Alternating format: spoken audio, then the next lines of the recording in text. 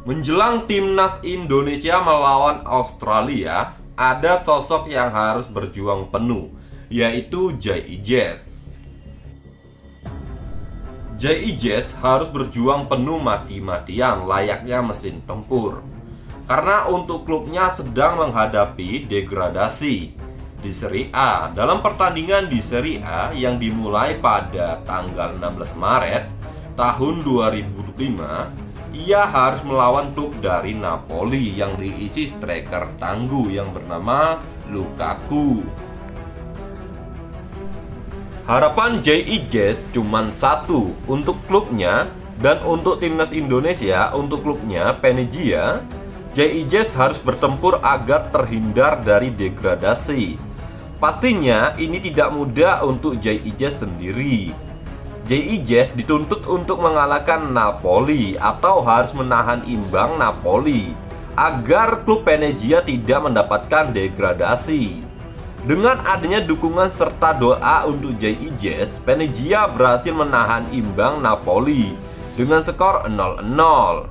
Tentunya waktu yang dimiliki J.I. Jazz sangat singkat karena timnas Indonesia harus berangkat ke Sydney, Australia untuk melanjutkan debutnya melawan Australia kembali di kualifikasi Piala Dunia. Setelah pertandingan Venezia melawan Napoli yang sangat menegangkan, J.I. Jazz pun harus cepat-cepat berangkat ke Sydney bersama Metzger dan James. Walaupun lelah masih dirasakan oleh J.I. Jazz sendiri, namun misi untuk negaranya sendiri juga harus dipecahkan agar timnas Indonesia bisa lolos kualifikasi Piala Dunia. J.I. Jazz sendiri bertekad penuh bahwa timnas Indonesia tidak akan lagi dipandang sebelah mata oleh negara-negara yang mekan timnas Indonesia. Dalam debut timnas Indonesia melawan Australia kali ini akan semakin menegangkan, yang dimana skuad timnas Indonesia banyak diisi pemain-pemain tangguh yang bermain di Eropa, Inggris. Apalagi dengan kedatangan 3 pemain baru untuk memperkuat timnas Indonesia. Pelatih Australia Tony Popovic semakin panik melihat timnas Indonesia berubah sangat mengerikan. Lebih sialnya lagi, Tony Popovic harus kehilangan 7 sekaligus pemain tangguh akibat mengalami cedera yang mengakibatkan pertahanan Australia tentunya akan berkurang. Tony Popovic juga dituntut lebih keras lagi karena ia harus mengambil poin penuh agar lolos kualifikasi Piala Dunia. Namun yang ia hadapi kali ini tidak mudah karena kali ini ia harus menghadapi Patrick Kluivert serta asisten pelatih, kepala teknik yang bukan kaleng-kaleng, apalagi melihat skuad timnas Indonesia yang mengerikan. Tony Popovic akan semakin bingung bagaimana mengalahkan timnas Indonesia. Sedangkan mengalahkan era Sintayong saja ia kewalahan, apalagi menghadapi timnas Indonesia di era Patrick Kluivert yang baru. Bahkan sekelas Mancini, Hervé Renard pun tidak sanggup menghadapi timnas Indonesia di era Sintayong. Melihat Pelu timnas Indonesia saja sudah mengalahkan Pelu timnas Australia. Bahkan Pelu negara Vietnam, Malaysia semisal digabungkan belum bisa mengalahkan Pelu timnas Indonesia.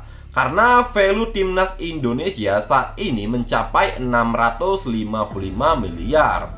Sedangkan untuk Vietnam, untuk Pelu hanya mencapai 105,59 miliar. Sedangkan timnas Malaysia hanya 124,28 miliar. Untuk timnas Australia sendiri hanya 412,81 miliar.